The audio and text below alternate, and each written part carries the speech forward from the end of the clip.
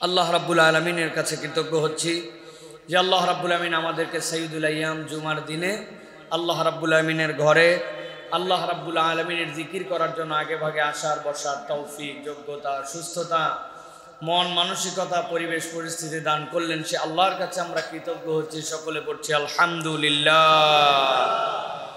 আরও বেশি কৃতজ্ঞ হচ্ছে আল্লাহর কাছে। দেখতে দেখতে রব্বুল আলামিন আমাদেরকে আল্লাহ আমাদের প্রতি দয়া করে আমাদেরকে আবার একটি রমাদানের একদম দৌড় গড়ায় এনে হাজির করেছেন। এই জন্য যে আল্লাহ আমাদেরকে রমাদান দিয়ে আমাদের এই সুন্দরভাবে আরও একটি রমাদান পাওয়ার মতো আল্লাহ তৌফিক দান করলেন, সে আল্লাহর কাছে আমরা আরও একবার কৃতজ্ঞ হই। সকলে বলি আলহামদুলিল্লাহ। দরুদ এবং সালাম আপনার আমার প্রিয় রাসূল জনাবে মুহাম্মদুর রাসূলুল্লাহ সাল্লাল্লাহু আলাইহি ওয়াসাল্লামের প্রতি। সম্মানিত ভাইরা, রমাদান পূর্ববর্তী আজকে মূলত আমাদের খুতবার মূল বিষয় হচ্ছে রমাদান আমাদের জন্য কি নিয়ে আসে। আমরা তো কম বেশি রমাদানের প্রস্তুতি নেই। রমাদান আমাদের জন্য বেসিক্যালি কি নিয়ে আসে, রমাদানের মূল টার্গেট কি, আজকে আমরা সংক্ষিপ্ত সময়ে 6টা পয়েন্টের আলোকে রমাদানের টার্গেট, গোল অফ রমাদান, এটা আমরা আজকে বুঝে নেওয়ার জন্য চেষ্টা করব। আল্লাহ যেন রমাদানের টার্গেটটা মাথার মধ্যে ঢুকিয়ে আমাদেরকে সে অনুযায়ী আমল করার তৌফিক দান করেন। সকলে বলে আল্লাহুম্মা আমিন। প্রিয় ভাইয়েরা, আল্লাহ রাব্বুল আলামিন কোরআনুল কারীমের মধ্যে রমাদানের একটা উদ্দেশ্য বর্ণনা করেছেন, কিন্তু খুবই ইন্টারেস্টিং বিষয় হচ্ছে আল্লাহ রাব্বুল আলামিন রমাদানের বর্ণনাটুকু রমাদান মাস কেন্দ্রিক যত না দিয়েছেন, তার থেকে বেশি আল্লাহ রাব্বুল আলামিন রমাদান বান্দাকে বেনিফিট দিবে কি দিয়ে, সেইটা আল্লাহ রাব্বুল আলামিন বিশেষভাবে উল্লেখ করেছেন। আপনি যদি মাথার মধ্যে দেন যে আপনার কোনো একটা অসুখ হয়েছে, এই অসুখের জন্য আপনি একজন ডেডিকেটেড ডাক্তার দেখিয়েছেন, যিনি ওই বিষয়ে পৃথিবীর শ্রেষ্ঠ ডাক্তার, আপনি ডাক্তারকে খুবই সম্মান করেন, ডাক্তারের বিহেভিয়ার আপনার এত বেশি মুগ্ধ করেছে আপনাকে, ডাক্তারের প্রেসক্রিপশনের লেখা সচরাচর হাতের লেখা মানুষের এত সুন্দর হয় না, এত সুন্দর একটা প্রেসক্রিপশন করে দিয়েছেন, যে মেডিসিনগুলো দিয়েছেন পৃথিবীর সবচেয়ে দামি মেডিসিন। আপনি এলাকায় এসে ডাক্তারের প্রশংসায় পঞ্চমুখ, হাতের লেখার পঞ্চমুখ, যে ওষুধ লিখেছে ওষুধের নাম এটা দেখে আপনি প্রশংসায় পঞ্চমুখ, তার ব্যবহার আপনাকে পুরো মাথা খারাপ করে দিয়েছে যে এইরকম ব্যবহার মানুষের হতে পারে, এইগুলো নিয়ে আপনি গুণমুগ্ধ। কিন্তু ওই ডাক্তার সাহেব আপনাকে যে ঔষধ লিখছে এইগুলা কেনেনও নাই, খানও না। এখন যদি আপনি বলেন ওই প্রেসক্রিপশনকে সম্মান করে ডাক্তারের গুণকীর্তন করে, আপনার হয়তো মানসিক কিছু শান্তি হতে পারে যে আপনি যে খরচ করছেন ওইটার জন্য খুশি, কিন্তু ঔষধ যদি খাওয়া না হয় তাহলে আমাদের কি রোগ সারবে ভাই? নিরেট ডাক্তারের প্রশংসা করে রোগ সারবে ভাই? ভালো করে খেয়াল করেন, এই ভূমিকার আলোকেই মূল কথা। আল্লাহ রাব্বুল আলামিন বলছেন শাহরু রমাদান, কোরআনে একটা মাস, যেই মাসের নাম আমি কোরআনুল কারীমের মধ্যে উল্লেখ করলাম, কিন্তু আল্লাহ বলছেন এই মাসটি এমনি এমনি মর্যাদায় আসে নাই, এমনি এমনি তার দাম বাড়ে নাই, এই মাসের নাম এমনি এমনি আমি উল্লেখও করি নাই। আল্লাহ বলছেন আল্লাযী উনজিলা ফিল কুরআন, এই মাসের মর্যাদা বৃদ্ধি পেয়েছে, এই মাস আর 11টি মাস থেকে আলাদা হয়েছে, আল্লাহর কাছে এই মাসটি মর্যাদাশীল এবং আল্লাহর কাছে দামি হয়েছে।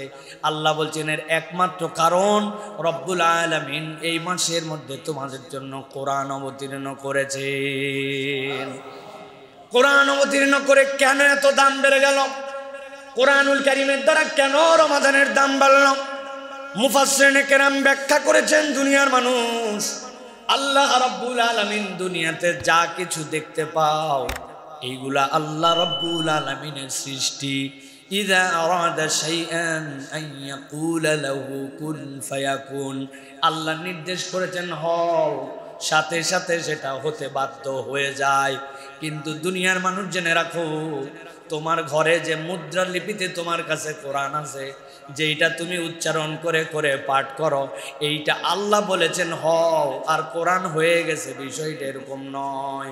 বরং কোরআনটা হচ্ছে আল্লাহ রাব্বুল আলামিনের পক্ষ থেকে নিয়ামত এমন, এইটি আল্লাহর কালাম, এটি আল্লাহ রাব্বুল আলামিনের সৃষ্ট নয়, বরং আল্লাহর কথাটুকুকে আল্লাহ এখানে রেখেছেন। এইটা আল্লাহর অন্য মাখলুকের মতো মাখলুক নয়, কালামুল্লাহকে আল্লাহ কোরআনে রেখেছেন।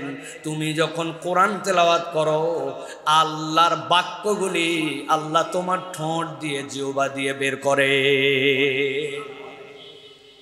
আল্লাহ রাব্বুল আলামিন এই জন্য বলছেন, তোমাদের জন্য যে কোরআন দিলাম, এই কোরআন কেন দিলাম আর এই কোরআনকে কেন মর্যাদাশীল করলাম? আল্লাহ বলছেন ওয়াবাইয়িনাতিম মিনাল হুদা ওয়াল ফুরকান।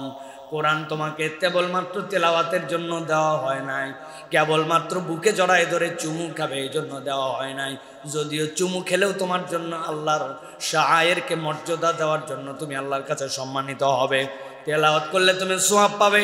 কিন্তু রব্বুল আমিন বলছেন এই কোরআনকে বেসিক্যালি দেওয়া হয়েছে বাইয়িনাতিম মিনাল হুদা ওয়াল ফুরকান, তোমার কাছে সুস্পষ্ট একটা রাস্তা দেখিয়ে দেওয়ার জন্য, এবং সত্যের সাথে মিথ্যার যে পার্থক্য আছে এই পার্থক্যটা আল্লাহর পক্ষ থেকে তোমার কাছে তুলে ধরার জন্য এই কোরআন এসেছে।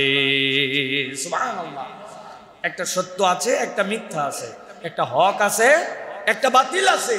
আল্লাহ বলছেন এই দুইটা তোমার সামনে স্পষ্ট করানোর জন্য আমি রব্বুল আমিন কোরআন দিয়েছি। আর এই কোরআন তোমার জন্য হুদা, হেদায়েত।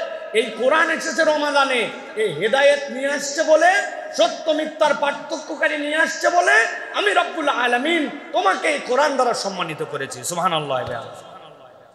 আল্লাহ সূরা ইয়াসিনের মধ্যে বলেছেন তোমরা তার অনুসরণ করো যে স্বল্প মূল্যে কোরআনকে বিক্রি করে দেয় না, স্বল্প মূল্যে কোরআনকে বেচে দেয় না। কোরআন স্বল্প মূল্যে বেচা মানে কি? ওয়াজ মাহফিল করে টাকা নেওয়া, জুমার নামাজ পড়ে খতিবের টাকা নেওয়া, এটা স্বল্প মূল্যে বিক্রি করা। অনেকে অপব্যাখ্যা করে যে আপনারা অমুক তমুক করে টাকা নেন। জি না, এই স্বল্প মূল্যে বিক্রি মানে কি? আল্লাহ রাব্বুল আমিন নিজেই কোরআনুল কারীমের মধ্যে সেটার ব্যাখ্যা করেছেন। স্বল্প মূল্যে বিক্রি মানে তোমার কাছে যে বিধান স্পষ্ট, যেই হুকুম জানাই দেওয়া স্পষ্ট, তুমি এমন চতুর, সমাজের মধ্যে সেই হুকুমটা তুমি বলো না, তুমি বুঝো এইটা বললে সমাজে ঝামেলা হবে, তোমার জনপ্রিয়তা কমে যাবে, তোমার মর্যাদা সকলের কাছে থাকবে না, তুমি সব ক্ষেত্রে তখন তুমি সঠিকভাবে তোমার মতো করে যেরকম জীবনযাপন করতেছো, ওই ফ্রিকোয়েন্সি অফ লাইফ তোমার জন্য, যে ফ্লুয়েন্সি অফ লাইফ তোমার জন্য থাকবে না। ওই কথা তিক্ত কথা, অতএব ওই কথা গোপন করে তুমি অন্য কথা বলো। এই জন্য তোমার কাছে এটা হচ্ছে কোরআন বিক্রির শামিল। আপনাকে বুঝাতে পারি নাই হয়তো আমি। বর্তমান সমাজে সমকামিতার বিপক্ষে কথা বলা, এটা কি একটি স্বাভাবিক বিষয় না অস্বাভাবিক বিষয়? নামাজের কথা তুমি বলতেই পারি, ভাই ভালো পথে চলুন, মিথ্যা কথা বাদ দিন, ভাই ভাইয়ের সাথে সম্পর্ক উন্নয়ন করুন, এই কথা বলা যায়। কিন্তু পর্দাটা আপনি ভালো ঠিকঠাক মতো পালন করেন, এই কথা বললে মসজিদের সভাপতি সাহেব খেপে যায় যে আমার বইয়ের কথা বললো কিনা। যদি ওই সুদটা বন্ধ করেন, অনেক সুদের কারবার করেন আপনি, তাহলে অনেক মুসল্লি চিন্তা করে হুজুরের সাথে মুসাফা করি, এই সুদের ওয়াজ করলো কেন? এটা একটা এক্সাম্পল বলতেছি। সমাজে যেই কথা ওই লোকের দ্বারা বললে কল্যাণ হবে, ওই কথা না বলে চুপ করে থাকে, আল্লাহ বলছেন এইটা হচ্ছে স্বল্প মূল্যে কোরআন বিক্রি করা। আপনি কোরআনুল কারীমকে বক্তব্য দিয়ে, আপনি কোরআনের আলোচনা করে যদি বলেন যে হুজুর টাকা নিছে, হুজুর কোরআনের কয় টাকা নিছে ভাই? 5 লাখ। 5 লাখ টাকা দিয়ে কোরআনের একটা অক্ষরের মূল্যায়ন হবে? তা আপনি তো দিতে পারেন নাই ভাই, এটা পুরো দুনিয়া দিয়ে দিলেও তো হবে না। তার মানে কোরআনুল কারীমের বিক্রি মানে এইটা না। কোরআনুল কারীমের বিক্রি জেনে বুঝে সত্যকে গোপন করা, যেই কথা বললে এফেক্ট হবে, যেটা নবীওয়ালা কাজ ছিল। নবী করিম সাল্লাল্লাহু আলাইহি ওয়াসাল্লামের কোনো ঝামেলা ছিল? তার থেকে বেশি সুন্দর চরিত্রের মানুষ দুনিয়াতে ছিল। নবী করিম সাল্লাল্লাহু আলাইহি ওয়াসাল্লাম একটু ব্যালেন্স করে চললেই তো সবগুলা তার পিছে দৌড়াতো। তারে তো সূর্য চন্দ্র দিতে চাইছে, সেরা সুন্দরী দিতে চাইছে, মক্কার প্রেসিডেন্ট বানায় দিতে চাইছে, কিন্তু উনি কি রাজি হয়েছে? না। উনি বলছেন এই সমাজের ট্রেন্ড আমার দরকার নাই, হকটা আল্লাহর কাছ থেকে বলতে হবে। আল্লাহ বলছেন এই হকের বার্তা নিয়ে আসছে কোরআন, ওইটা আসছে রমাদানে। এই জন্য রমাদানের মর্যাদা বেড়েছে। রমাদান এমনি এমনি হয় নাই, এখন আমি সব নিতে রাজি, শুধু ওষুধ খেতে রাজি নাই। ঠিক না ভাই? রমাদান কত বরকতময় মাস, কত মর্যাদার মাস। সুবহানাল্লাহ। আপনি সুবহানাল্লাহ বলে ফাটাই ফেলতেছেন, কিন্তু আল্লাহ রাব্বুল আমিন যে হারাম করেছেন সেখান থেকে আপনি সরেন না, যা হালাল করেছেন ওইটা আপনি নেন না। আপনি ঔষধহীন রমাদান আপনি পালন করতেছেন। এই জন্য এরকম রমাদান 50 কেন 100টা পর হলেও কেরিয়ারে আমাদের কোনো পরিবর্তন হয় না, আগেও যা পরেও তা। সমাজে এরকম রোজাদার আছে না ঘুষ খায় আছে না? রমাদানে এরকম রোজাদার আছে না ফ্রি মিক্সিং করে ঘুরে বেড়ায়? রমাদানে এরকম রোজাদার আছে না যারা রোজা রাখে আবার ইফতার পার্টির সময় ফ্রি মিক্সিং করে একসাথে সবগুলা ঘোরাফেরা করে? রমাদানে এরকম রোজাদার আছে না যে বিবাহ বহির্ভূত সম্পর্ক চালায়, সাহারির সময় নিজেও ওঠে, আবার যেই মহিলার সাথে কথা বলা হারাম ওই মহিলাকে ডেকে তুলে দেয়? এই জন্য রোজার সময় ফজরের সময় রোজা এরকম করে শুরু করে। আছে কিনা কথা বলেন? তার মানে আমি আমার রমাদানকে গ্রহণ করেছি প্রেসক্রিপশনের ঔষধ ছাড়া। আল্লাহ রাব্বুল আমিন এবার টার্গেট নির্ধারণ করে দিচ্ছেন। আল্লাহ রাব্বুল আমিন বলছেন, ফামান শাহিদা মিনকুমুশ শাহরা ফালইয়াসুম। আমি দায়িত্ব দিলাম তোমাদের কেউ যদি সিয়ামের মাস পেয়ে যাও অবশ্যই রোজা পালন করবে। আল্লাহ বলতেছেন, ইয়া আইয়ুহাল্লাযীনা আমানু কুতিবা আলাইকুমুস সিয়ামু কামা কুতিবা আলাল্লাযীনা মিন ক্বাবলিকুম লাআল্লাকুম তাত্তাকুন। ভেবো না এই সিয়াম কেবল তোমাদের জন্য ফরজ করা হয়েছে। অতীতের যত কম ছিল, আদম আলাইহিস সালাম থেকে ঈসা আলাইহিস সালাম পর্যন্ত সকলের জন্য সিয়াম ফরজ ছিল।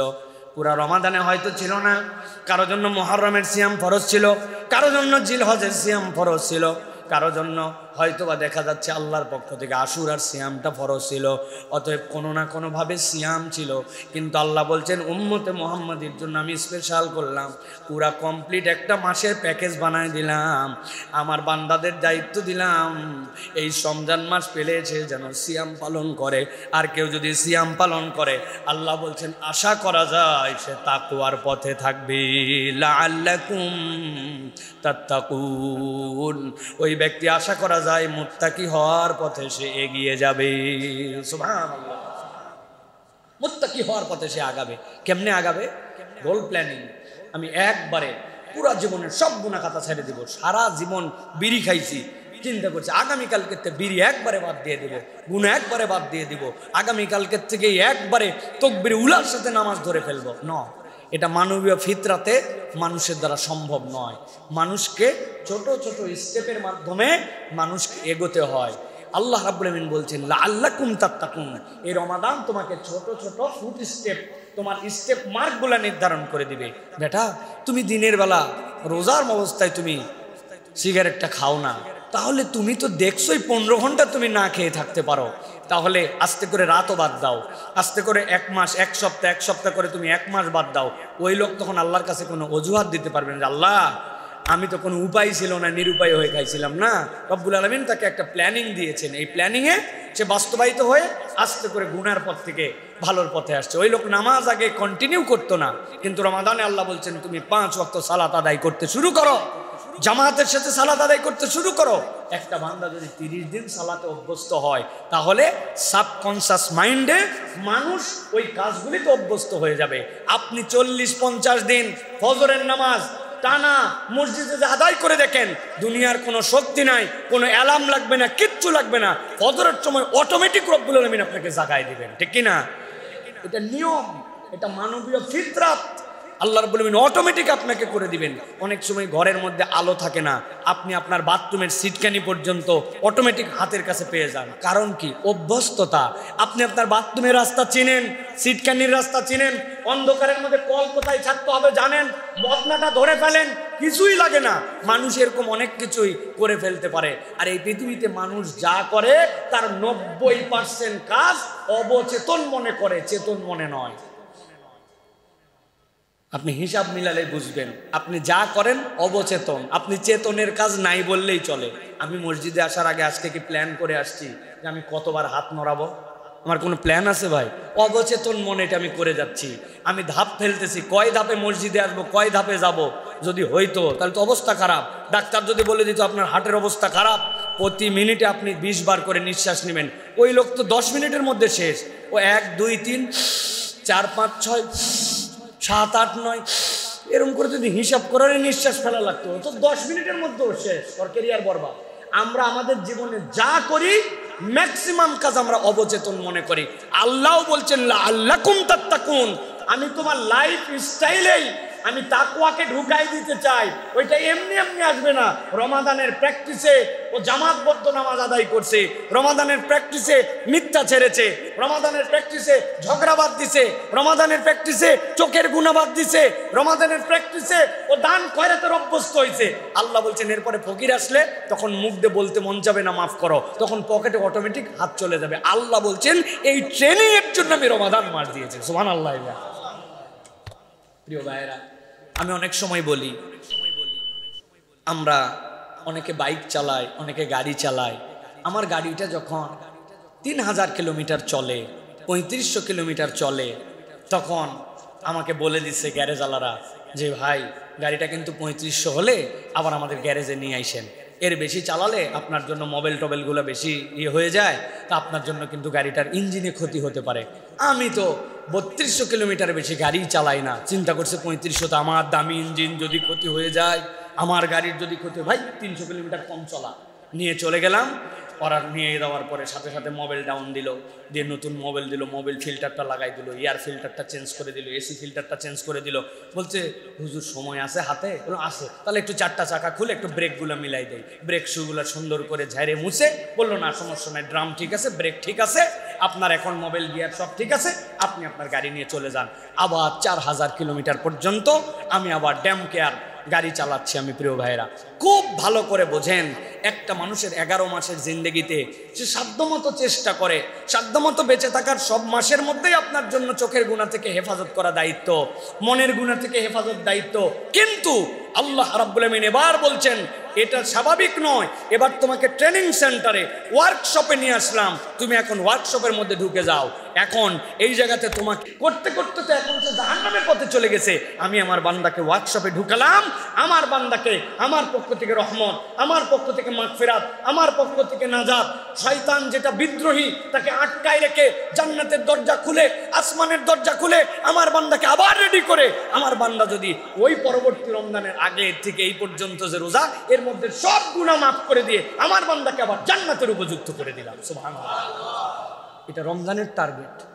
এখন আপনি রাস্তাতেও যা, গ্যারেজেও তাই, আপনি কোনো কিছুই মানেন না, রমাদানেও যা, রমজানের বাহিরেও তাই, তাহলে আপনার আমার এই রমাদান যে উদ্দেশ্যে এসেছে এইটা কোনোভাবেই আপনার আমার সাথে ফিট করতেছে না। এই জন্য এই রমাদান আমাদের জন্য প্রিয় ভাইরা কাজ দিবে না। এই জন্য আল্লাহ রাব্বুল আমিন বলছেন এই রমাদান তোমার ছোট সময় বড় প্যাকেজ, বাম্পার অফার। আমাদের আসে না যে অমুক সময় বিগ সেল, 70% ডিসকাউন্ট দিয়ে দেওয়া হয়েছে, দোকান শেষ করে দিবে, লাভ অনেক পর্যাপ্ত হয়ে গেছে, এখন একদম বাম্পার অফার, মেলাতে অফার, এই অফার। আল্লাহ বলছেন তোমার ক্ষুদ্র জীবনে রমাদান তোমার জন্য যে অফার আনছে এটা যদি তুমি একবার কল্পনা না করো, তাহলে তুমি তোমার মানবীয় মূল্যবোধে তোমার নিজেকে মূল্যায়ন করতে শেখো নাই। আল্লাহ বলছেন এটা তো এমন জিনিস যার মধ্যে আমি রব্বুল আলামিন তোমাকে নিয়ামত দিয়েছি, কি লাইলাতুল কদরি খায়রুম মিন আলফি শাহর। আল্লাহ বলতেছেন এটা তোমার জন্য 1000 মাসের থেকে উত্তম। কত উত্তম? আল্লাহ বলছেন তোমাকে জান্নাতে নিতে যত লাগবে তত উত্তম। সুবহানাল্লাহ। নূহ আলাইহিস সালামের কওম 1500 বছর হায়াত পাইছে এক লোক।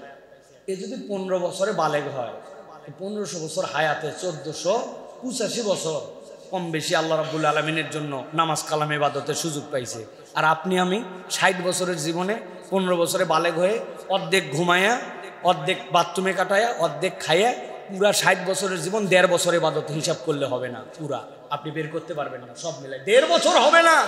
আরে এই বেটা বাঁচছে 15 বছর। আল্লাহ বলছেন আমি হচ্ছি ইনসাফকারী রব, আমি আদেল রব। আল্লাহ বলতেছেন উম্মতে মুহাম্মাদের আগে কোন উম্মত জান্নাতে যাবে না। নূহ আলাইহিস সালামের উম্মতের সমস্যা কোথায়? 1500 বছর ইবাদত করছে, আল্লাহর কাছে ধরবে তো? আল্লাহ আমি 1500 বছর, এবারে 60 বছর। এটা মরিচ গাছ, আমি হচ্ছে বট গাছ, ঠিক না ভাই? এটা মরিচ গাছ, ঘাস, আমি হচ্ছে তাল গাছ, আর হচ্ছে ঘাস। তুমি তাল গাছ বাদ দিয়ে ঘাসে ঢুকাচ্ছ জান্নাতে, ব্যাপারটা কি? আল্লাহ বলবেন আমলনামা চেক করে দেখো, আমলনামা চেক করে দেখা যাবে লাইলাতুল কদর খায়রুম মিন আলফি শাহর। আমি আল্লাহ, আমি যে জান্নাত দেবো, আমি প্যাকেজ ঘোষণা করে রাখছিলাম, এই রাত যদি কেউ পায় আমি তারে দিয়ে দিব, তোর সমস্যা কোথায়? আমি আমার মালিক, দুনিয়ার মালিক আমি, জান্নাতের মালিক আল্লাহ। আল্লাহ মিলাই দেখবেন ওই বান্দার আলফি শাহর, আল্লাহর এটা হচ্ছে একটা বর্ণনা মাত্র। আল্লাহ বলছেন ওকে যা দিয়ে জান্নাতে ঢুকতে হবে ওই পর্যন্ত আমি তাকে দান করে দিব। সুবহানাল্লাহ। ওই মাস রমাদান আমি খুব প্রশংসা করলাম, ওয়াহ মাশাআল্লাহ, কত গুরুত্বপূর্ণ মাস রমাদান। রমাদানের মতো মাসই হয় না। এই মাসে কোরআন এসেছে, এই মাসে আল্লাহ রাব্বুল আলামিন দয়া করে। আল্লাহ নবী বলতেছেন এই রমাদান, যে রমাদানের ভিতরে আসমানের দরজা আল্লাহ খুলে দেন। সুবহানাল্লাহ। বিজ্ঞান প্রমাণ করতে পারুক না পারুক, আমরা আল্লাহর কথা, আল্লাহ রসুলের এই কথা বিশ্বাস করি যে আসমানের দরজা আছে। কেমন জানি না, আমি তো অত দূর পর্যন্ত যেতেই পারি নাই। দুনিয়ার যত আবিষ্কার এগুলো তো প্রথম আসমানের নিচে। আর আমার নবী সাল্লাল্লাহু আলাইহি ওয়াসাল্লাম 7 আসমান ভেদ করে গিয়েছেন। যাওয়ার পরে জিজ্ঞাসা করা হয়েছে তুমি কে? বলে জিব্রাইল। তোমার সাথে কে? বলে মুহাম্মদুর রাসূলুল্লাহ। বলে তাকে কি অনুমতি দেওয়া হয়েছে আসমানের উপরে আসার জন্য? বলে হ্যাঁ, আল্লাহ তাকে ডেকেছেন, দরজা খুলে গেছে, এক এক দরজা ভেদ করে 7 আসমান পার করে গিয়েছেন। অথবা আমরা বিশ্বাস করি, তুমি বিশ্বাস করো বা না করো, তুমি বুঝতে পারো বা না পারো, আল্লাহ আসমানের দরজা খুলে দেন। সুবহানাল্লাহ। রমজানে আসমানের দরজা খোলা হয়। নবী করিম সাল্লাল্লাহু আলাইহি ওয়াসাল্লাম জোহরের এই যে ঠিক এই মুহূর্তটা জাওয়াল, এই জাওয়ালের আগ মুহূর্তে যেই সময় থেকে সূর্য হালতে শুরু করবে, ওই হালার আগে, নিষিদ্ধ সময়ের আগে নবী করিম সাল্লাল্লাহু আলাইহি ওয়াসাল্লাম তড়িঘড়ি করে এসেও 2, 4, 5, 6, 8 রাকাত সালাত আদায় করতেন। সাহাবীরা জিজ্ঞাসা করছে লিমা সাল্লাইতা ইয়া রাসূলুল্লাহ, আপনি একটু পরে তো জোহর, কিন্তু এই সময় আপনি একদম জাওয়ালের আগ মুহূর্তে আপনি কেন সালাত আদায় করেন? বলে শোনো, আল্লাহ আমাকে দেখিয়েছেন এই সময় আল্লাহ আসমানের দরজা খোলেন, অতএব আসমানের দরজা খোলার সময় আমি বান্দা সালাত আদায় করতেছি, আল্লাহ যেন এইটা আল্লাহর কাছে উপস্থাপিত হয়, আল্লাহর কাছে আমি রহমত চাই, এই জন্য আমি এই সময় সালাত আদায় করতেছি। ওটা হয় দিনে। আর আল্লাহ রাব্বুল আমিন বলছেন রমাদানে পুরা সময় নবী জানায় রাখেন আমার বান্দার জন্য আমি আসমানের দরজা খুলে রাখি। আল্লাহ বলতেছেন তুগলাকু ফীহি আবওয়াবুল জাহিম, জাহান্নামের দরজাকে বন্ধ করে দেওয়া হয়। ওয়া তুগাল্লু ফীহি মারদাতুশ শায়াতিন, শয়তানকে জিনজিরাবদ্ধ করা হয়, বিদ্রোহী শয়তান তাকে আটকানো হয়। ফীহি লাইলাতুন খায়রুম মিন আলফি শাহর মান হুরিমা খায়রাহা ফাকাদ হুরিমা। নবী বলছেন এর মধ্যে এমন একটা রাত আছে 1000 মাসের থেকে উত্তম, যে বঞ্চিত হলো সে চির হতভাগা। নাউযুবিল্লাহ। তাহলে এই যে আসমানের দুয়ার খোলা, এইটার জন্য আমার প্রস্তুতি কি? আমি মনে করছি রমাদান মানে খালি বোধহয় রোজা রাখা না। রমাদান আসমানের দরজা খুলছে। আপনি চিন্তা করেছেন রমাদানে আমার জন্য আসমানের দরজা খুলেছে, তো এই আসমানের দরজা খুললে আসলে কি হয়? আমি এখানে কি করতে পারি? এটা আমার জন্য এক্সট্রা কি বেনিফিট নিয়ে আসে? আমি আমার আল্লাহর পক্ষ থেকে কি কি আদায় করে নিতে পারি? আমার গাড়ির কি কি সমস্যা আছে আমি সেইগুলাকে ওয়ার্কশপে জানাচ্ছি কিনা? চিন্তা তো নাই। অপর ভাইয়ের জন্য আমরা বলি না। আপনার এলাকায় যদি কোনো একটা বাচ্চাকে জানেন যে কিডন্যাপ করে নিয়ে চলে গেছে, কিডন্যাপে গেছে, যাওয়ার পরে 5-7 জনকে কিডন্যাপ করে ধরে রেখেছে। এখন যারা কিডন্যাপ করেছে, কথার কথা, তারা অনেক ক্লান্ত হয়ে একসময় ঘুমায় গেছে। আর যাদেরকে ধরে নিয়ে গেছিল সবগুলাকে ইঞ্জেকশন দিয়ে অজ্ঞান করে রাখছে। এর মধ্যে একজন জেগে উঠছে, উঠে দেখতেছে কি রে, এটা তো আমার জায়গা নয়। হুঁশ যখন ফিরছে তখন মনে হয়েছে হ্যাঁ, আমাকে তো নাকের মধ্যে ওই যে ক্লোরোফর্ম দিয়ে আমাকে ধরে নিয়ে চলে আসছিল, আমি তো জেগে উঠছি। পাশে তাকায় দেখে ছোট ছোট বাচ্চা কাচ্চা সবগুলো অজ্ঞান হয়ে পড়ে আছে। দূরে তাকায় দেখে যেই বেটা অজ্ঞান করছে ওই বেটাও তো গভীর ঘুমে কেলায় পড়ে আছে। এখন ওর দায়িত্ব কি? নিজে তো পালাবেই সুযোগ পাইলে, সাথে ওর দায়িত্ব হচ্ছে পাশে তার ভাইকেও ধরে নিয়ে আসছিল। ও তো চিন্তা করবে আমি একাই বাঁচবো, আমার ভাইরে কিডন্যাপ করে নিয়ে আসছে আমার বন্ধু, তারে আমার উঠান লাগবে না? পরে বলছে এই ওট ওট চল, ওই যে যারা কিডন্যাপ করে নিয়ে আসছে ওরা সবগুলা আটকায় গেছে, এখন সবগুলা ঘুমায় গেছে, আমাদের পালান লাগবে। ওই লোক উঠতেছে না। ওই বলছে রাত তো কেবল একটু ঘুম ধরছে। ওই বলবে যে ঘুম ধরা মানে পাগল, ঘুমানোর বহুত সময় পাবি। কথা যখন শুনবে না ওর পাশা বরাবর কষে 2 লাত্তি মারে দিবে, গালের মধ্যে ঠাস ঠাস 2 থাপ্পড় দিবে। প্রয়োজনে পানি থাকলে মাথার মধ্যে পানি ঢেলে দিবে, দিয়ে ওকে উঠাবে যে বাবা এখন ঘুমানোর সময় না, তুমি আরাম যতই পাও এখন আরামের সময় না, ওঠ। জাহান্নাম থেকে আল্লাহ রাব্বুল আলামিন শয়তানকে আটকায় দিলেন, জান্নাতের দরজা খুলে দিলেন, আল্লাহর রহমত দিয়ে দিলেন। আপনি আমি চিন্তা করলাম নিজে বাঁচলে বাপের নাম, আমি আমারটুকুই করি। তো না, আল্লাহ আপনার বোধের জায়গা যদি জাগ্রত করেন তাহলে আপনার আরেক ভাইকে জাগ্রত করতে হবে, আরেক ভাইকে নসিহত করতে হবে, আপনার পরিবারের মধ্যে এটার বার্তা ছড়াই দিতে হবে। না বউ, অনেকদিন তুমি বেপর্দা চলেছো, তুমি আর বেপর্দা আমার বাড়ির থেকে ঘুরতে পারো না। আমি তোমাকে জাগানোর জন্য বলতেছি, আল্লাহর বিধান এটা। এই ছেলে, তুমি আমার বাড়িতে থাকো বাবা, তুমি নামাজ অনেক মিস করেছো, আর না। কথা শুনতে নাও পারে, তখন কি করবেন আপনি? আপনি তো জাহান্নাম থেকে বাঁচানোর জন্য মাঝে মাঝে হাঁকানো লাগতে পারে, মাঝে মাঝে পানি ঢালা লাগতে পারে, মাঝে মাঝে পাছায় লাথি মারা লাগতে পারে না ভাই? এটা আপনাদের রূপক অর্থে বুঝিয়েছি। কিন্তু প্রিয় ভাইয়েরা, আমাদের এই সমাজ যদি আমরা সামগ্রিক পরিবর্তন করতে চাই তাহলে আমাদের সকলের এই রমাদানকে সম্মান করে এই প্রচেষ্টাটা নিতে হবে প্রিয় ভাই। এটা হচ্ছে রমাদানের মৌলিক উদ্দেশ্য। আমরা রমাদানের মৌলিক উদ্দেশ্যের জায়গা কিন্তু আমরা পরিবর্তন করে ফেলেছি প্রিয় ভাইয়েরা। আল্লাহ নবী সাল্লাল্লাহু আলাইহি ওয়াসাল্লাম বলছেন, ইযা জাআ রমাদান ফুতিহাত আবওয়াবুল জান্নাহ ওয়া গুল্লিকাত আবওয়াবুন নার ওয়া সুফিদাতিশ শায়াতিন। জান্নাতের দরজা খুলে যায়, জাহান্নামের দরজা বন্ধ হয়, আর শয়তানকে জিনজির আবদ্ধ করা হয়। জিজ্ঞাসা হচ্ছে, জান্নাতের দরজা কেমনে খোলে, জাহান্নামের দরজা কেমনে বন্ধ হয়? মুহাদ্দিসিনে কেরাম ব্যাখ্যা করছেন, আল্লাহ দয়া করে জান্নাতের কাজগুলা মানুষের জন্য সহজ করে দেন। সুবহানাল্লাহ। আল্লাহ দয়া করে গুনার কাজগুলা বান্দার মনের মধ্যে ওই সময় কঠিন বানায় দেন। ওই বান্দা হিসাব করে, এটাই হচ্ছে জান্নাতের দুয়ার খুলে যাওয়া। যেই মানুষ বেনামাজি, ও চাঁদ উঠলে চিন্তা করে অন্তত পক্ষে রমাদানে যদি আমি নামাজটা না পড়ি। তৈরি হয় না এই ফিলিংস ভাই? এই অবস্থা আমাদের মধ্যে তৈরি হয় না? একটা পরিবর্তন অটোমেটিক তৈরি হয় আমাদের মধ্যে। আল্লাহ বলতেছেন, এটা তোমার জন্য একটা পজিটিভ আল্লাহর পক্ষ থেকে, তোমার পক্ষ থেকে সুযোগ দেওয়া হয়। কিন্তু আমরা এমন হতভাগা, আমরা এমন দুর্ভাগা যে আমরা এইগুলার মূল্যায়ন করি না।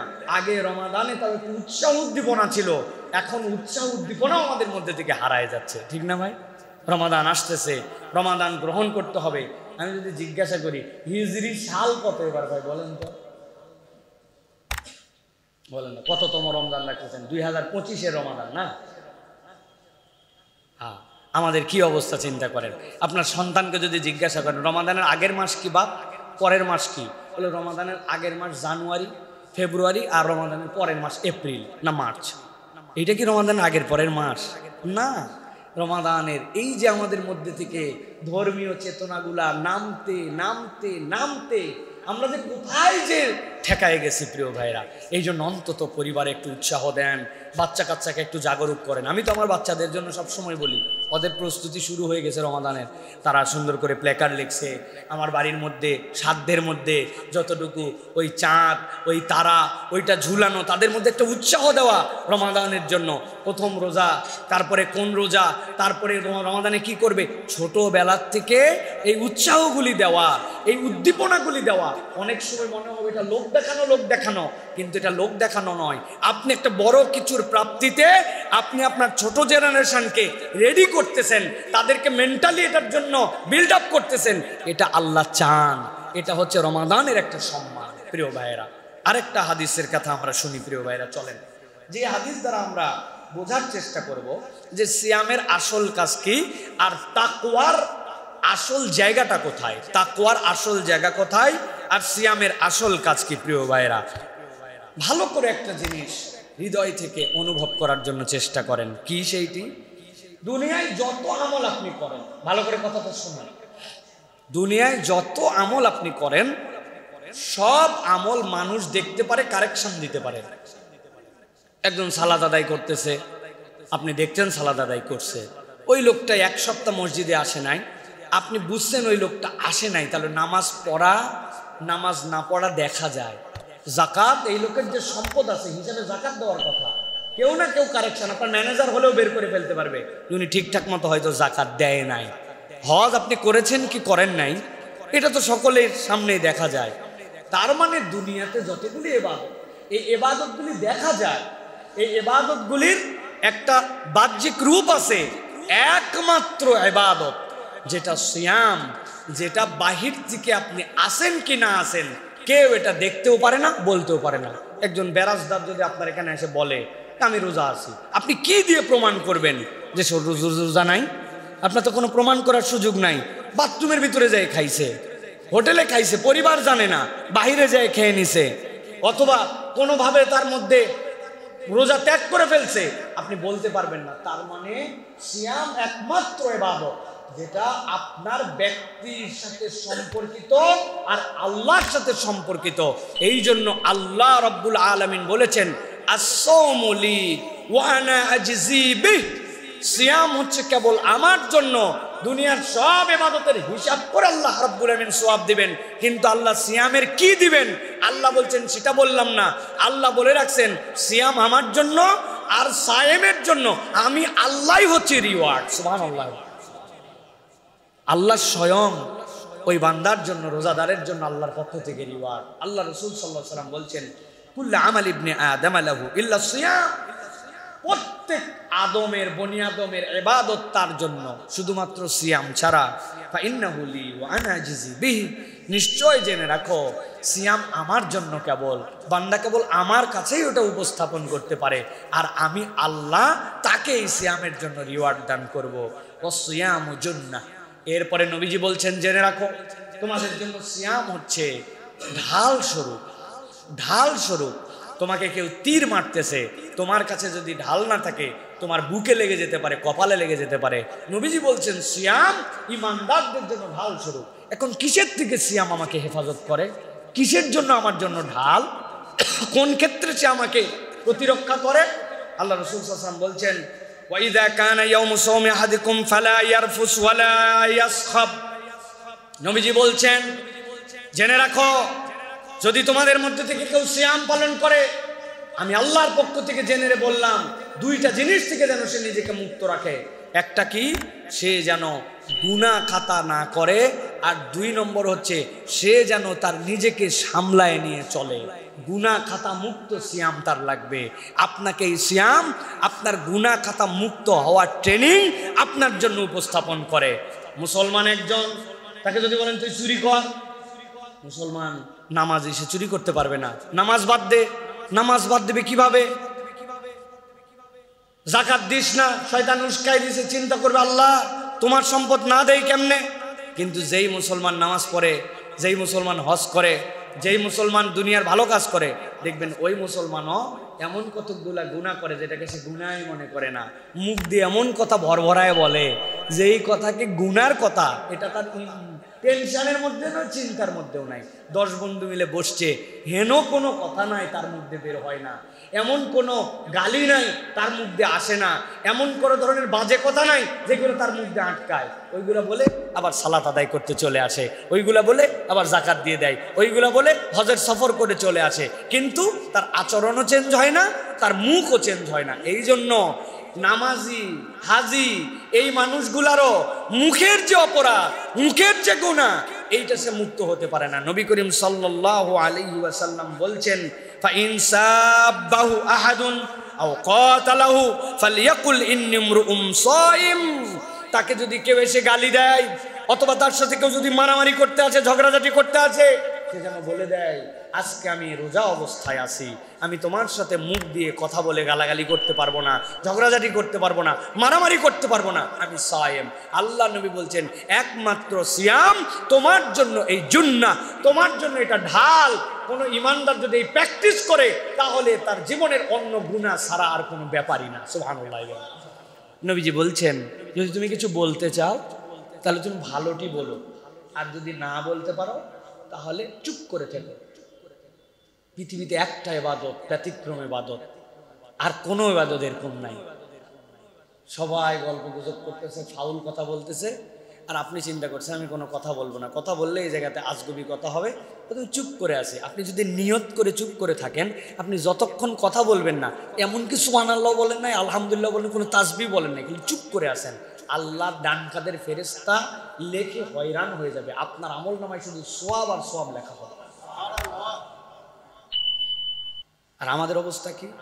কোনো একটা কথা না বললে ভিতরে উসখুস করে, 5 জন মিলে গল্প করতেছে, এখন আমি যদি যে কিছু একটা না বলি কেমনে, কতক্ষণ সহ্য করা? যারা ভুল কথা বলেই যাচ্ছে, ওরা বলেই যাচ্ছে এবার ডোনাল্ড ট্রাম্প ক্ষমতায় আসবে না।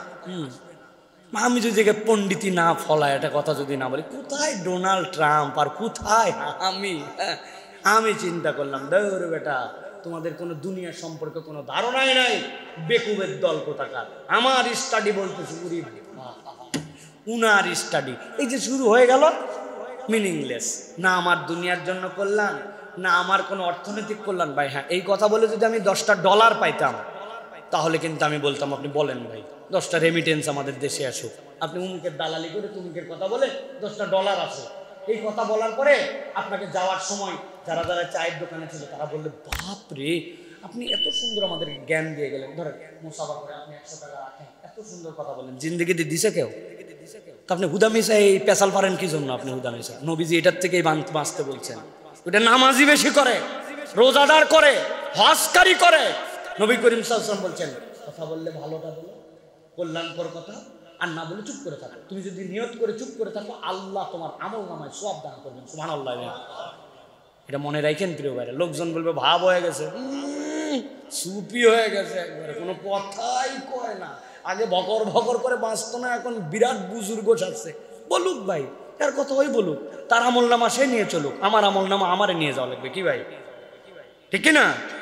এই জন্য নবী করিম সাল্লাল্লাহু আলাইহি ওয়াসাল্লাম বলছেন, সিয়াম তোমাকে এটা শিখায়। ওয়াল্লাযী নাফসু মুহাম্মাদিন বিয়াদিহি লাখুলুফু ফামিস সাইমি আতয়াবু ইনদাল্লাহি মিন রিহিল মিসকিল লিস-সাইম। আল্লাহ নবী বলছেন, আল্লাহর কাছে আমি কসম করে বলতেছি, মুহাম্মাদের প্রাণ যার হাতে, কোন রোজাদার যদি বিশুদ্ধভাবে রোজা রাখে আর তার মুখের মধ্যে ওই পেটের ক্ষুধার কারণে এক ধরনের স্মেল আসে, ওটা দুর্গন্ধ না, ভুল বুঝেন না।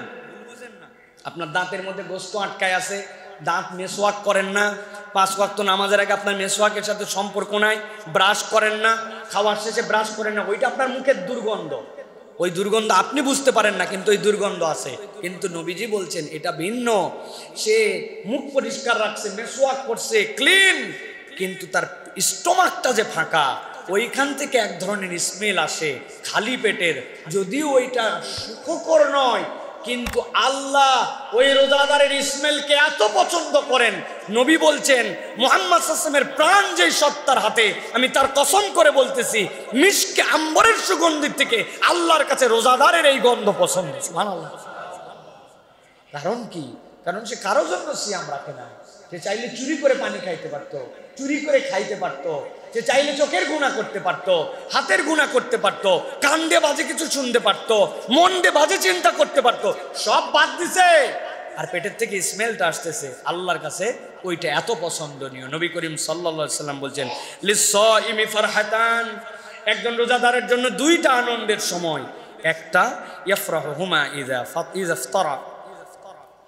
নবী করিম সাল্লাল্লাহু আলাইহি ওয়াসাল্লাম বলছেন, ইফতারা, যখন কোন রোজাদার ইফতার করে, আল্লাহ রাসূল সাল্লাল্লাহু আলাইহি সাল্লাম বলছেন ওই ব্যক্তির আনন্দের 2টার একটা হচ্ছে যেই সময়ে সে ইফতার করে, ওই ইফতারের মুহূর্তটুকু তার বিশাল আনন্দের। সুবহানাল্লাহ। এই আনন্দের অনেকগুলা ব্যাখ্যা আছে। ইয়াফরাহুমা ইযা ইফতারা, ওই ব্যক্তির ওই যে আল্লাহর পক্ষ থেকে যে সময়টুকু পেল, সে ওই সময়টুকুতে তার সারাদিন সিয়াম ছিল, তার সামনে খাদ্য আছে, এখন সে খাবার গ্রহণ করবে, আল্লাহর জন্য এখন সে করতেছে না, যে অপেক্ষা করছে, ওইটা একটা তার জন্য ব্লেসিং আল্লাহর পক্ষ থেকে। আল্লাহ ওই সময় তার দোয়া কবুল করেন। আল্লাহ রাব্বুল আলামিন ওই সময় তার ইফতার করতেছে, ইজাফতারা, ইফতার করতেছে সে আল্লাহর জন্য, সে এখন রোজা ভাঙবে, ওটা তার জন্য একটা আনন্দ। আল্লাহ রাসূল বলছেন এটা তো আনন্দ, কিন্তু এই আনন্দের থেকে বড় আনন্দ হচ্ছে ওয়াইদা লাকিয়া রাব্বাহু ফারিহা বিসাওমিহি। আর দ্বিতীয় আনন্দ হচ্ছে যেদিন সে তার এই সিয়ামের জন্য আল্লাহকে দেখতে পাবে, ওই দিন তাকে আলাদা করা হবে, যে এরা আল্লাহর জন্য সিয়াম পালন করেছিল, আল্লাহ তাদের জন্য ওই দিন আল্লাহর দিদার দিবেন, ওই দিন হবে তার মূল আনন্দ। সুবহানাল্লাহ। তাহলে একটা হচ্ছে ইজাফতারা, যখন সে ইফতার করে, আরেকটা হচ্ছে ইজা লাকিয়া রব্বা, যখন সে তার রবকে দেখবে। তার মানে রোজার মতো রোজা রাখা গেলে আল্লাহকে দেখা যাবে ইনশাআল্লাহ। আল্লাহ রাব্বুল আলামিন নিয়ামত আপনাকে আমাকে দিবেন প্রিয় ভাইরা। কিন্তু আবারও আমরা মূল কথায় আবার ফেরত আসি, সেটি হচ্ছে যে কোরআন ছাড়া আমাদের যদি সিয়াম হয় তাহলে আমরা এইগুলো একটা নিয়ামতও আপনার জীবনে আমরা পাবো না। নবী করিম সাল্লাল্লাহু আলাইহি সাল্লাম বলেছেন, আস-সিয়াম ওয়াল কুরআন ইয়াশফাআনি লিল আবদ ইকরাউল কুরআন ফাইন্নাহু ইয়াতি ইয়াউমাল কিয়ামাতি শাফিআন লি আসহাবিহি। আল্লাহ নবী বলছেন, রোজা, সিয়াম আর কোরআন কিয়ামতের দিনে বান্দার হয়ে আল্লাহর কাছে শাফাত করবে। সুবহানাল্লাহি ওয়া বিহামদিহি। আল্লাহ তাকে অনুমতি দিবেন যে তুমি শাফাত করো, ওই বান্দার পক্ষ হয়ে আল্লাহর কাছে শাফাত করবে। নবী করিম সাল্লাল্লাহু আলাইহি ওয়াসাল্লাম বলছেন, ইকরাউল কুরআন ফাইন্নাহু ইয়াতি ইয়াউমাল কিয়ামাতি শাফিআন লি সাহিবিহি। তোমরা কোরআন বেশি বেশি তেলাওয়াত করো, আল্লাহ রাব্বুল আলামিন ওই কোরআনুল কারীমকে কিয়ামতের দিনে তোমার সুপারিশকারী বানাবেন। সুবহানাল্লাহি ওয়া বিহামদিহি। অতএব প্রিয় ভাইয়েরা, আমরা কোরআনুল কারীমহীন যদি রমাদান চালাই তাহলে এই সিয়ামের আমাদের কোনো মূল্য নাই। আমি বিরাট দায়িত্বশীল, এটা আমাদের একদম র্যান্ডম প্র্যাকটিস। এখন ব্যবসা, ব্যস্ততা, দুনিয়ার বুকে জানা, কত পণ্ডিতি ভাব, বাড়িওয়ালা, অনেক কিছু, কিন্তু দেখবেন কোরআনুল কারীম পড়ে না, কোরআন পড়তেও পারে না। আছে এরকম লোক ভাই আমাদের মহল্লায়? বলেন তো, আল্লাহর কাছে যে আপনি কি উত্তর দিবেন যদি রব্বুল আলামিন বলে তুমি সংসার বুঝলে, তুমি ব্যবসা বুঝলে, তুমি গার্মেন্টস বুঝলে, তুমি বায়ার বুঝলে, তুমি এক্সপোর্ট বুঝলে, তুমি তোমার মোষ কাটতে হবে, দাড়ি রাখতে হবে বুঝলে, তুমি খাবার বুঝলে, খাবারের স্বাদ বুঝলে, দুনিয়া ফাটায় ফেললে বুঝে তুমি, কিন্তু তোমার 50, 60, 70 বছরে তোমার কোরআন বোঝার সময় হলো না, তুমি কোরআনুল কারীম পড়তেও শিখলে না, তুমি দুনিয়ার সব করে ফেললে। আল্লাহর কাছে কি আমরা উপযুক্ত কোনো উত্তর দিতে পারবো ভাই? বলতে পারবো? আল্লাহ হাতে সময় ছিল না, অথচ 21 ঘন্টায় একজন মানুষ কোরআন শিখতে পারে। 21 দিন না, 21 দিন তো একটা বিরাট কথাবার্তা। আমরা বলি 21 দিন, কি 21 দিন? আপনি কিন্তু 21 দিনে 24 ঘন্টা লেগে থাকেন, প্রত্যেক দিন 1 ঘন্টা সময় দেন। আমি তো বলি 21 ঘন্টায় একজন মানুষ কোরআনুল কারীম শিখে ফেলতে পারে। 3 দিন লাগে বর্ণমালা পরিচয়, 3 দিন লাগে যুক্ত অক্ষর পরিচয়, 3 দিন লাগে হরকত চেনার জন্য, জবর, জের, পেশ, তাসদিদ, এইটার জন্য, আর 3 দিন লাগে যুক্ত অক্ষর মিলিয়ে মিলিয়ে পড়ার জন্য। বাকি 5 দিন প্র্যাকটিস করলে কোরআন শরীফ আপনি পড়তে পারবেন। পৃথিবীতে এর থেকে কুইকলি কোনো ভাষা শেখার কারো যোগ্যতাও নাই, ক্ষমতাও নাই। এত সহজ, মাত্র 29টা অক্ষর, কোনো মায়ের প্যাচ নাই, কিচ্ছু নাই, আপনি শিখে ফেলতে পারবেন প্রিয় ভাইরা। অথচ আপনার 50, 60, 70 বছর বয়সে আপনি শুধু কঠিন কঠিন বলে, ওই যে শয়তান আপনাকে টার্গেট দিয়ে রাখছে যে এইটা তো শিখে ফেললেই ওর পক্ষে সুপারিশ করবে, আল্লাহ লাগাই দিব, ওরে জাহান্নামে নিয়ে যাচ্ছে, ফেরেশতার কাছে ঝগড়া দিবে, আমি ওরা কোরআন পড়াইছি, আল্লাহর কালাম ওর জবান দিয়ে বের হয়েছে, ওর মাথার মধ্যে চেক করে দেখো, ওর মেমোরির মধ্যেও আল্লাহর পক্ষ থেকে দেওয়া কোরআন আছে, ও হাত দিয়ে কোরআন মজিদ ধরছিল, ও চোখ দিয়ে ধরছিল, ওই কোরআন কান দিয়ে শুনছিল, তাহলে কান দিয়ে কোরআন শুনছে, আমি কানকে জাহান্নামে নিতে দিব না। ওর অন্তরের মধ্যে কোরআন আছে, ওই মস্তিষ্ককে নিতে দিব না। ও চোখ দিয়ে দেখছে, ওই চোখকে আমি নিতে দিব না। ও কোরআনকে মোহাব্বত করেছে, অন্তরকে ভালোবেসেছে, জিহ্বাতে পড়েছে, ওইগুলোকে নিতে দিব না। আল্লাহ পাওয়ার দিয়ে দিবেন, আপনার পক্ষে কোরআন সুপারিশ করে জাহান্নাম থেকে আপনাকে বাঁচাবে। এখন শয়তান কি বসে আছে নাকি? শয়তান বসে আছে আপনার জন্য। বয়স হয়ে গেছে, মুরব্বী হয়েছিস, ও অল্প বয়সে ওগুলো শেখা সম্ভব, এখন সম্ভব না। এখন ভাই সা বলতে পারি না, জিম বলতে পারি না, মনে থাকে না, মনে থাকে না একবারে। ভাই আপনার কাছে একজন যে টাকা পাইতো শুনলাম, বলছে আর বলেন না ভাই, 19 বছর হলো। দারুস সালামের ওই কোনায় তখন কিছুই ছিল না, একটা চায়ের দোকানে বসে কথা, সবুর ভাই পাশে ছিল, ওহ সবুর ভাই খালি ছিল না, আব্দুল গফফারও ছিল ওই জায়গায়। সবার সামনে আমি টাকা দিলাম, ভাই 19 বছর টাকা দিল না, উনার কিছু মনে থাকে না। এই জন্য আরবি বর্ণমালা 29 অক্ষর পারে না। 19 বছর আগে কার সাথে বসে, কে কে পাশে ছিল, পাশ দিয়ে কোন কোম্পানির বাস যাচ্ছিল, সব মনে আছে। আল্লাহ বলবে তুমি ঘাউরামু করো, তুমি ঘাউরামু করো। আল্লাহ রাব্বুল আলামিন ওই ইয়েকে দাঁড় করাবেন, হযরতে এই যে সালমান ফারসি রাদিয়াল্লাহু তাআলা আনহু। বাড়ি কোথায় সালমান? বলো। ইরানে। তোমার ভাষা কি ছিল? ফার্সি। বয়স কত ইসলাম গ্রহণ করার? 100+। এরপরে কি করছিলে? এত সুন্দর কোরআন পড়ছি যে ওমর রাদিয়াল্লাহু তাআলা পাশে বসে কোরআন শুনতো তার কাছে। তো উনি 100 বছর বয়সে ঈমান আনার পরে উনি কোরআন শিখে আরবের লোককে কোরআন শোনাতে পারছে। ফার্সি ভাষার লোক, উনিও আরবির লোক ছিল না, ইরানে বাড়ি, আর তুমি বাঙালি, তুমি নানান কৌশলে কোরআন শেখো নাই। আল্লাহ বলবে এইগুলো একটারও মাটি যেন বাটাম ছোঁয় না, সবগুলো যেন পিঠ ফেটে যায়, একটাও বাটাম মাটিতে পড়বে না, সবগুলো পিঠে পড়বে আমাদের। যে সকল বুড়ারা এই সকল চালাকি করে, দুষ্টামি করে আপনারা কোরআন শিখতেছেন না, আপনাদের জন্য এটা লাস্ট মেসেজ। বেশি কথা বললে আপনাদের সাথে বেয়াদবি হবে, কারণ আপনারা সোজাভাবে সোজা হবেন না। আমার যদি সুযোগ থাকতো এই মহল্লার সব বুড়াদেরকে বাধ্যতামূলক হাতের মধ্যে হাত করা লাগায় মসজিদে বাইরে ফেলাতেন একবার। এত পরিমাণ মুরব্বীরা হাজারা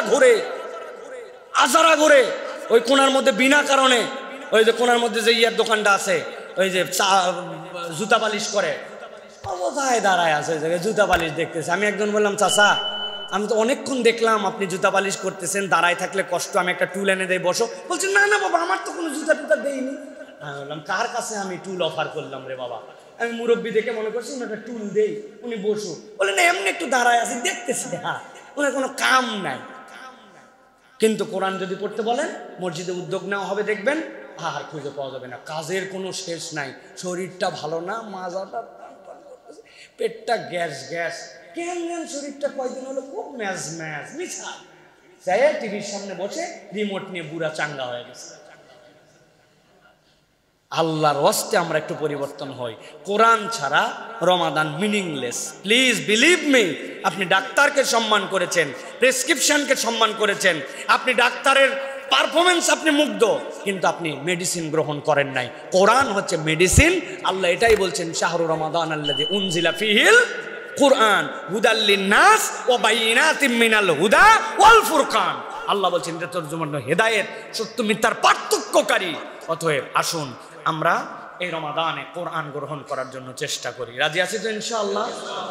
রাজি আছি ইনশাআল্লাহ?